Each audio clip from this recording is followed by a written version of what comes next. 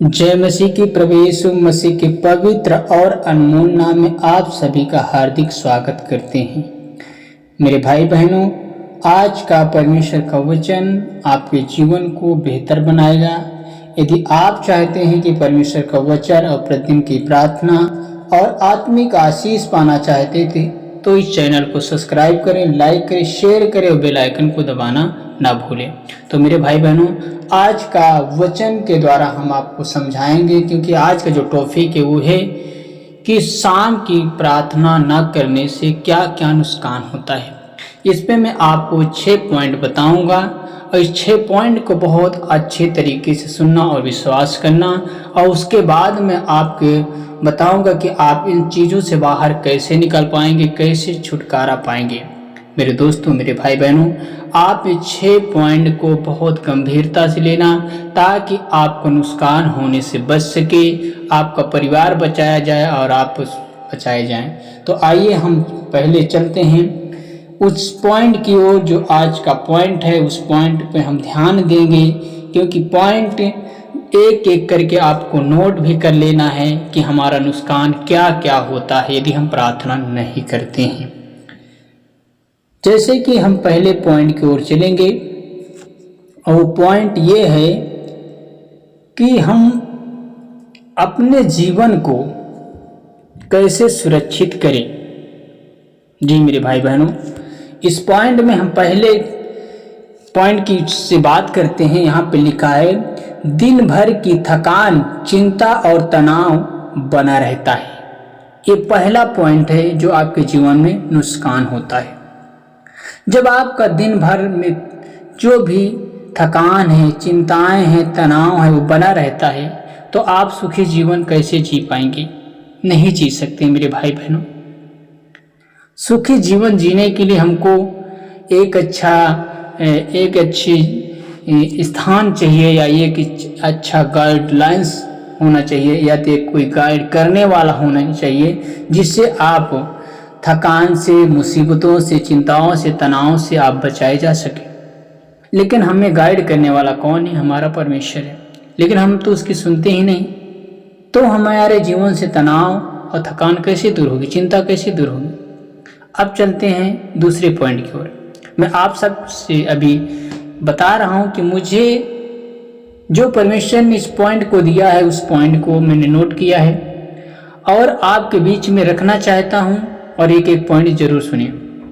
दूसरा पॉइंट है, मन को शांति और सुकून नहीं मिलता है। जी दोस्तों, मेरे भाई बहनों, शाम के समय जब हम प्रार्थना नहीं करते हैं तो हमारा नुकसान हो जाता है। हमें मन की शांति नहीं मिलती और हमें सुकून भी नहीं मिलता है। अब चलते हैं तीसरे पॉइंट की ओर। जीवन का लक्ष्य और निर्णय गड़बड़ या गलत हो सकते हैं, ये निश्चित है। जीवन में जो चीजें हमें मिलनी चाहिए, जिस लक्ष्य को हमें पाना चाहिए, उसका जो निर्णय हम लेते हैं वो हमेशा गड़बड़ हो जाता है, गलत हो जाता है। क्यों? क्योंकि बाइबल बताती है कि तू अपनी समझ का सहारा ना लेना, वरन संपूर्ण मन से हुआ पर भरोसा रखना। आइए हम चलते हैं चौथे पॉइंट की ओर, और चौथा पॉइंट को बहुत अच्छी तरीके से समझें और उसे अपने जीवन उतारें। चौथा पॉइंट है, परमेश्वर का मार्गदर्शन और आशीष और उसकी सुरक्षा नहीं मिल पाती है। यदि हम शाम के समय प्रार्थना नहीं करते हैं, सुबह के समय प्रार्थना नहीं करते हैं, तो हमारा ये नुकसान हो जाता है।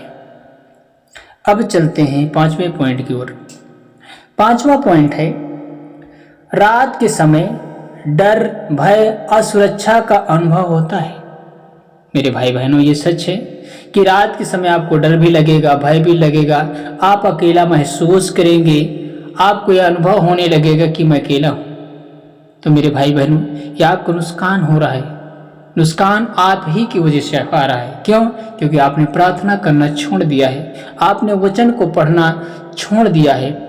यदि प्रार्थना आपने करना छोड़ दिया है तो शैतान, जायज बात है कि आपके जीवन को टॉर्चर कर सकता है, आपकी मानसिकता को बेकार कर सकता है।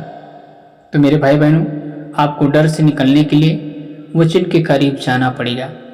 अब चलते हैं छठवें पॉइंट की ओर, और ये मुख्य पॉइंट है। परिवार में कलह, मन मुटाव और अशांति बढ़ सकती है। मेरे भाई बहनों, ये सच है कि आपके परिवार में क्लेश, मुसीबत, लड़ाई झगड़े, अशांति, बहुत सी चीज़ें हैं जो आपके जीवन में आ सकती है। कब? जब आप प्रार्थना नहीं करते हैं, जब आप वचन के अनुसार अपना जीवन नहीं जीते हैं, जब आप परमेश्वर के सामने घुटने नहीं टेकते हैं, तभी आपके जीवन में ये नुकसान होता है। तो मेरे भाई बहनों, आप अपने नुकसान को, जो आपके जीवन नुकसान हो रहा है, उसे आप सुरक्षित कैसे कर पाएंगे? इफिसियों 6:18 वचन में लिखा है, हर समय आत्मा में प्रार्थना करो और जागते और उसके लिए विनती करते रहो। मेरे भाई बहनों, आपको हर समय आत्मा में प्रार्थना करते रहना है, अन्य भाषा के द्वारा, वचन के द्वारा, भजन के द्वारा आपको आत्मा में प्रार्थना करते रहना है। जब आप आत्मा में प्रार्थना करते हैं, आपका जीवन बेहतर हो जाता है और सुरक्षित हो जाता है। मेरे दोस्तों, मेरे भाई बहनों, आपके जीवन में परमेश्वर का अनुग्रह, परमेश्वर का ग्रेस बना रहेगा। मैं आपको कुछ वचन बताने जा रहा हूँ, उसको बहुत ध्यान धरकर सुनिए। आप जब ध्यान धरकर सुनेंगे तो आपके जीवन में निश्चित है कि जो नुकसान है वो नुकसान होने से बच जाएगा। आपके जीवन में आपका नुकसान फिर नहीं होगा। भजन संहिता 55 के 17 वचन में लिखा है, दाऊद कहता है, मैं सांझ को, भोर को, दोपहर को विलाप और कराहता रहूंगा और मेरा शब्द सुनेगा। कौन सुनेगा? परमेश्वर सुनेगा। किस समय? सांझ के समय अर्थात शाम के, भोर का मतलब सुबह, दोपहर का मतलब दिन के दोपहर को विलाप करूंगा, प्रार्थना करूंगा, कराहूंगा, अपनी विपत्ति, अपनी मुसीबतों को तेरे सामने रखूंगा और तू मेरा शब्द सुन लेगा। आप बोलेंगे, परमेश्वर तू मेरा शब्द सुन लेगा। वो सुन लेगा जब आप बोलते हैं। थिस्सलुनीकियों 5:17 में लिखा है, निरंतर प्रार्थना करते रहो, प्रतिदिन प्रार्थना करते रहो, परमेश्वर के साथ बने रहो, परमेश्वर के वचन के करीब रहें, ताकि आप अपने जीवन में नुकसान से बच सकें, आप अपने जीवन में विपत्तियों से छुड़ाए जा सके। मेरे दोस्तों, मेरे भाई बहनों, एक वचन मैं आपके लिए और बताना चाहता हूँ। फिलिपियों 4:6 वचन और 7 में लिखा है, किसी भी बात की चिंता मत करो, परंतु हर एक बात में प्रार्थना और विनती के द्वारा धन्यवाद के साथ अपने आपकी प्रार्थना परमेश्वर के सामने पहुँचेगी। तब परमेश्वर की शांति तुम्हारे हृदय और विचारों की रक्षा करेगी। आमीन। मेरे भाई बहनों, परमेश्वर का वचन आपकी रक्षा सुरक्षा करेगा।